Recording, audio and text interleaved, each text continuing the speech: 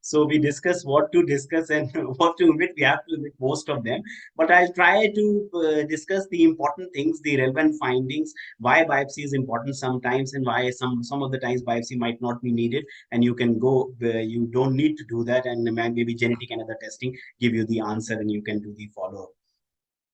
So coming to before starting pathology, I think a brief idea of the normal morphology of the liver. So you can see a lobule here.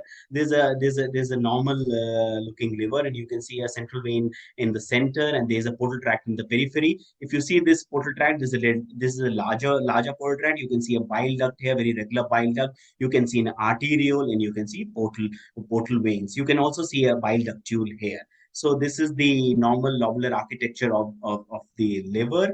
And so what I'll do that I'll discuss about cholestasis in the neonatal infancy, and then little bit brush up on this autoimmune hepatitis, and after that maybe a little bit on Wilson, and a few one or two slides on post-transplant pathology. So cholestasis is very relevant to us because most of the biopsies which is done in pediatric are most commonly because of neonatal cholestasis, in which there is issue with the atresia, it's atresia or not. So at our center, if you see around 50 to 20% of native liver, our biopsies are pediatric. We're a referral center also, so many biopsies come from outside also to us for opinion. And pathologist role in evaluation biopsy is very important, most importantly because of the issue of that you have to surgically intervene or not.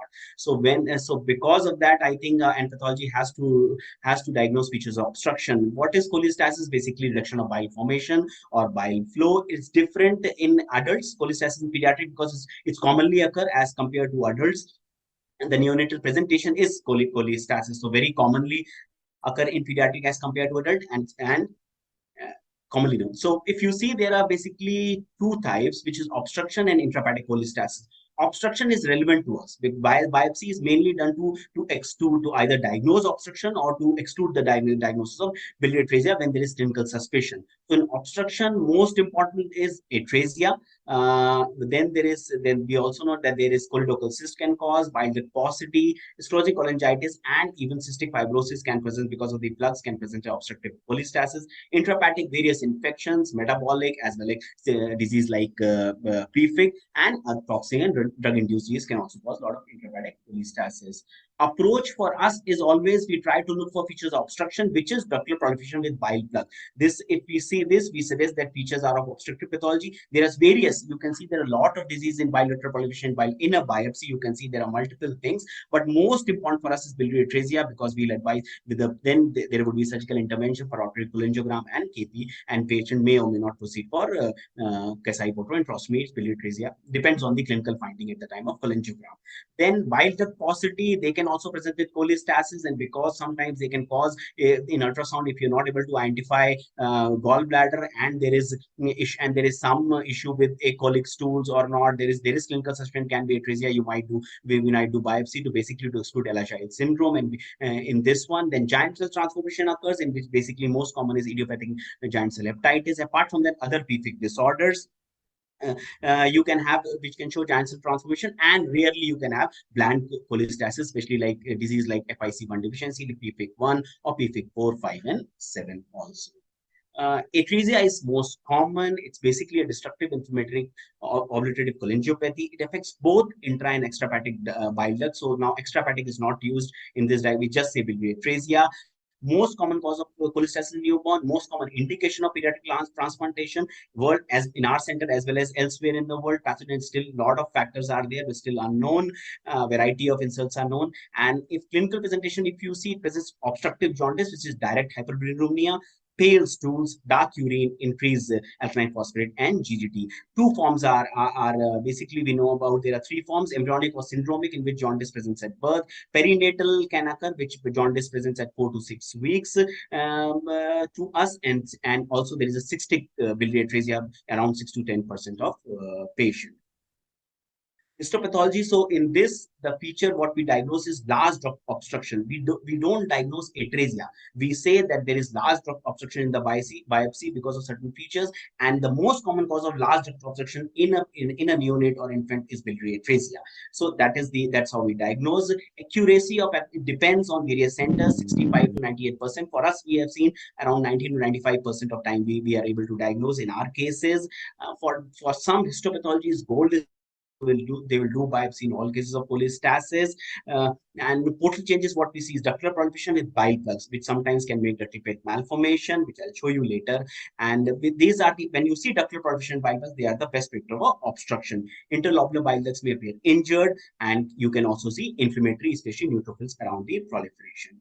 So this is the typical picture. When you do a biopsy and you ask a pathologist that what do you see, we see features of biliary obstruction, large obstruction. That's what we mean by. You can see this is the very expanded portal tracts. You can see numerous these bile ductules which are anastomosing here. You can see a very hyperplastic arterial here. This is probably a duct here, and there is some edema and expansion. So when we see this feature, we suggest that we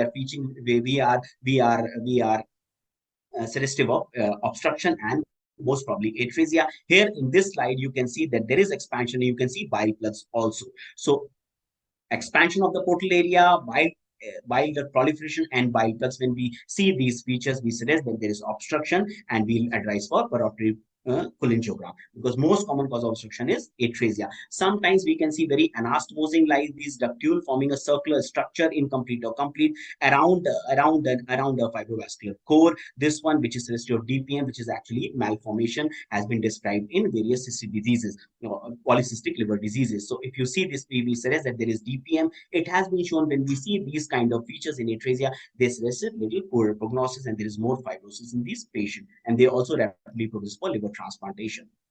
The action in the biliary atresia is the portal tract. So lobule, we first, whenever a biopsy comes, we should need to look at the portal tract first, regardless of whatever the lobular findings, because lobular findings can mimic in atresia, can mimic like giant cell. So you can see cholestasis, you can see giant cells, and variable hemopoiesis sometimes you can also see. So you see those portal features, regardless of the lobular features, a pathologist will suggest that obstruction is there, and you go ahead and do the parotid cholangiogram. Giant cell transformation can see in up to 50% of cases, which is commonly seen in neonatal giant cell hepatitis. And with progressives, you will see features of chronic cholestasis also, and progressive fibrosis. Because the injury is in the action is happening in the portal area, you will see biliary cirrhosis, and fibrosis largely portal based. So in this one also, so in this atresia, you can see that there is expansion, there is ductal reaction, and there is occasional bile plug here, but you can see some giant cell transformation. So giant cells occur regardless. You can have atresia obstruction or not, but giant cells can occur.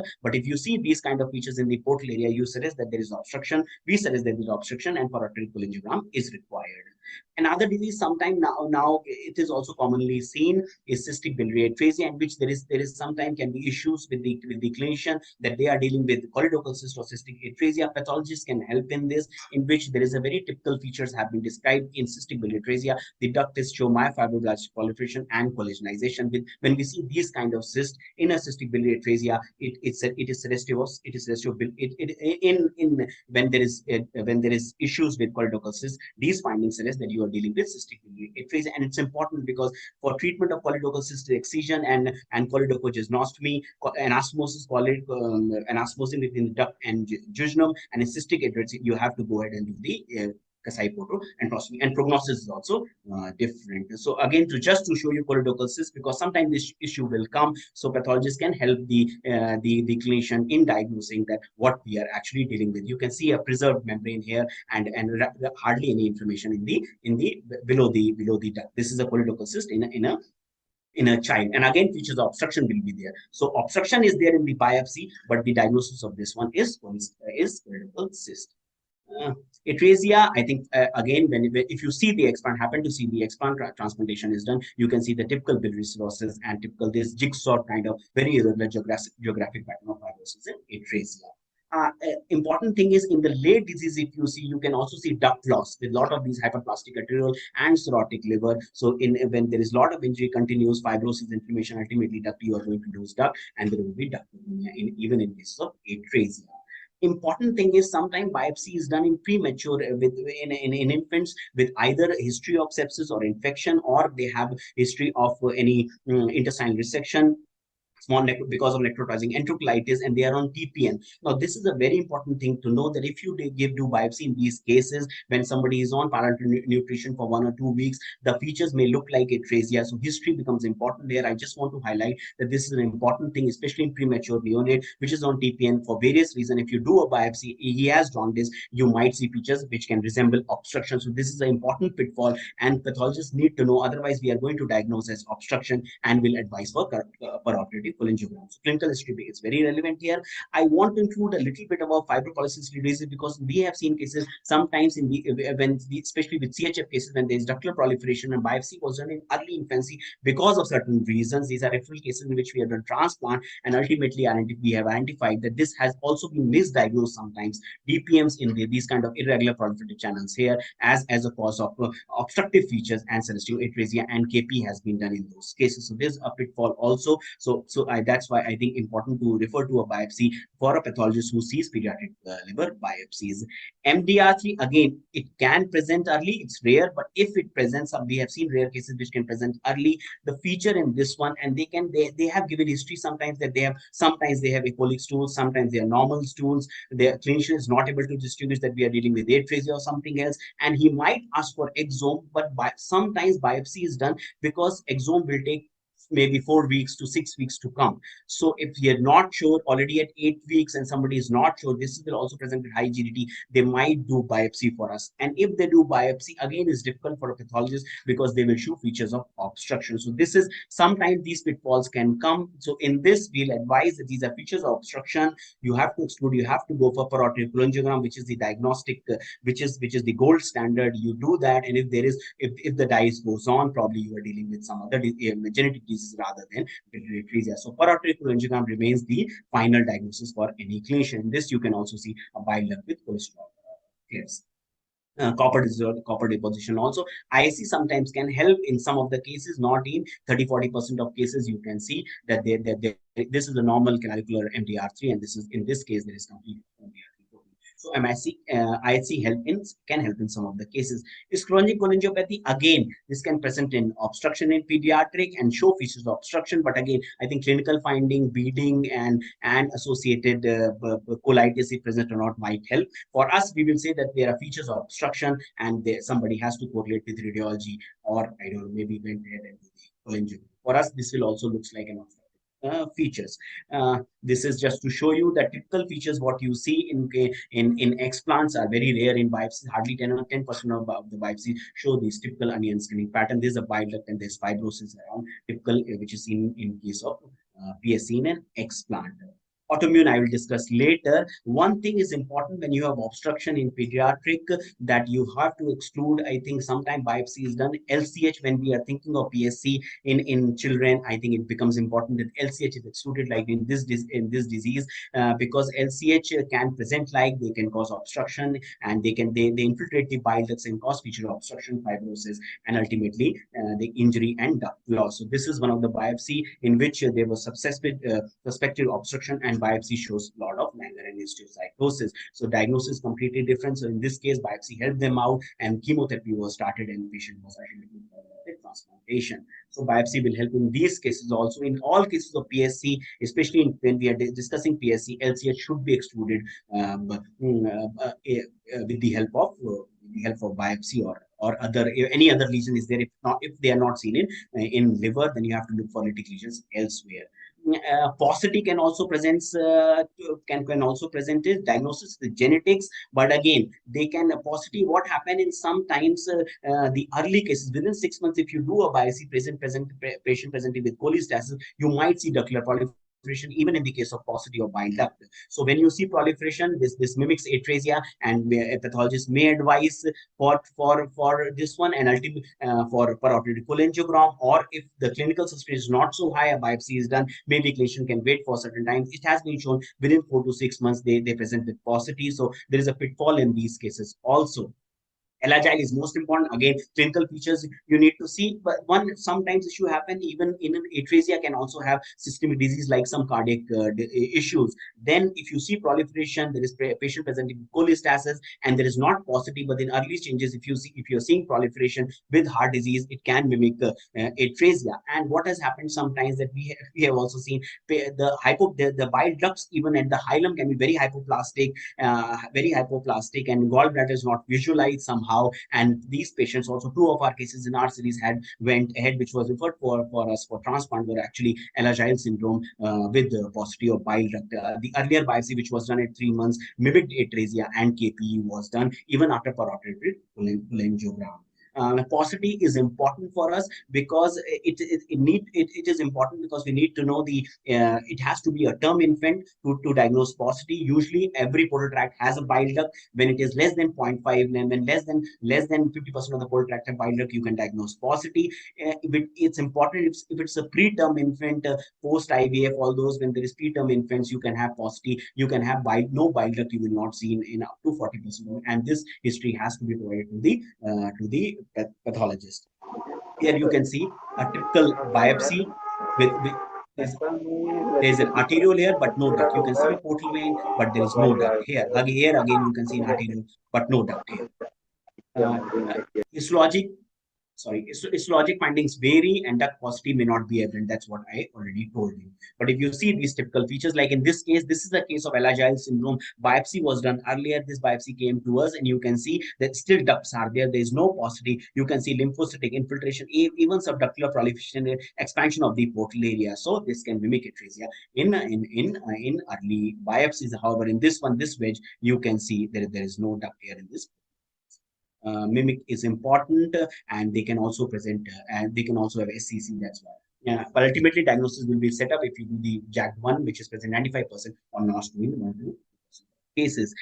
Coming to giant cell, which is the main differential hepatitis, in which this is important cause of cholestasis 25 to 30%, and can be related to hypopituitarism in some of the cases.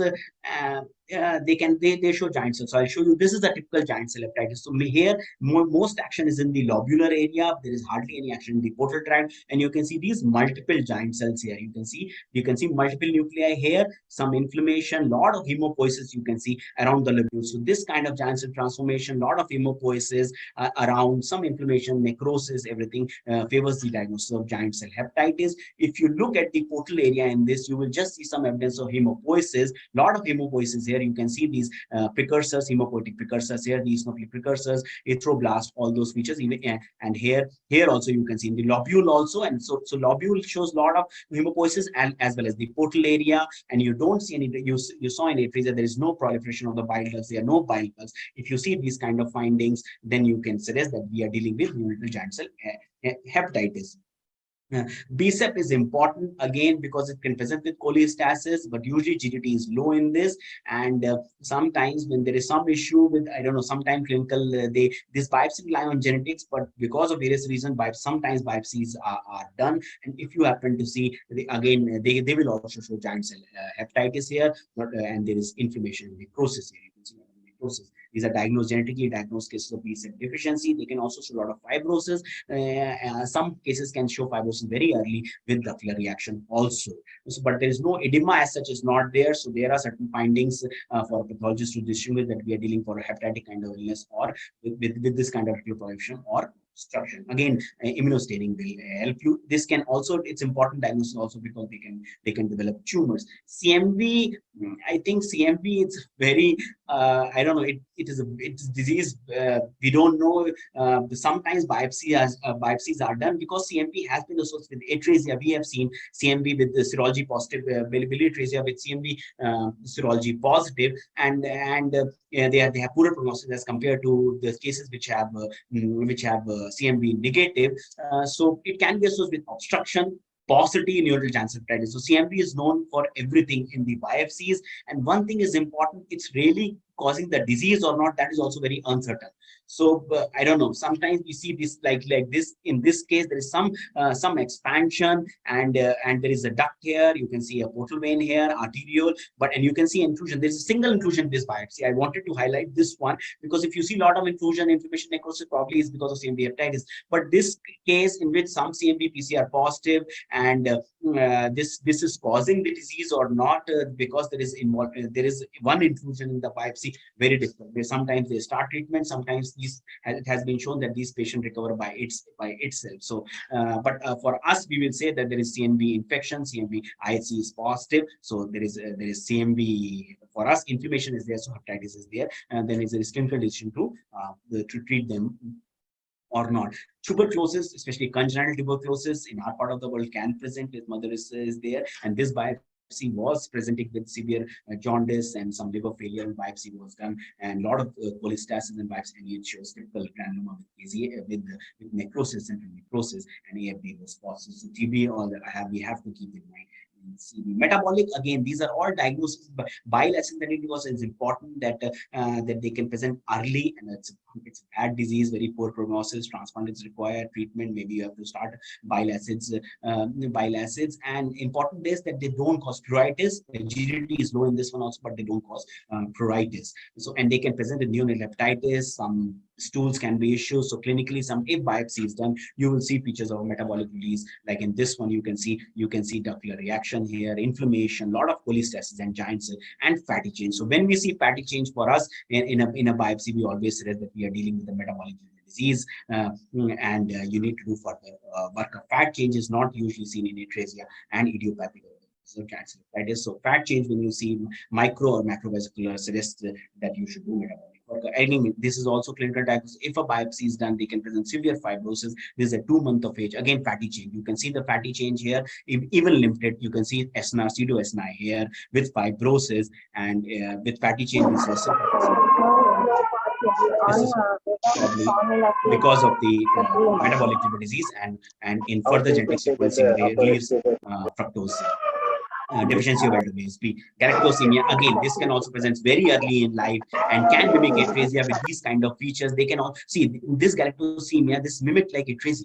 You can see this ductal proliferation, and in some you can also see bile plus, but fatty change led to the clue. So we suggested that possibly this is metabolic, even if it has obstructive features, and further testing was done, which led to the answer of galactosemia. So it's important that all the features in the biopsy need to be recognized first, portal and lobular, and has to be conveyed to the clinician. Again, these are very rare matter. We see quite a bit of these fatty acid mitochondrial issues also, especially they can show a lot of steatosis, and again, clinical diagnosis with neurological issues and other issues related to the diagnosis. Niemann-Pick can present like this. So in this biopsy will help. We see formystocytes with rested workup and turned out to be Niemann-Pick disease. Again, tyrosinemia, again fatty. So fatty change when you see viscerous metabolic.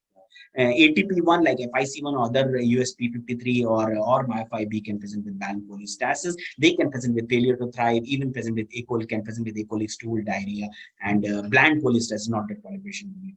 Again, genetic will help you out in this, but somehow biopsy is not required many times. But somehow, if biopsy is done because results are delayed, if we see certain features, we select that this biopsy was done because of these issues.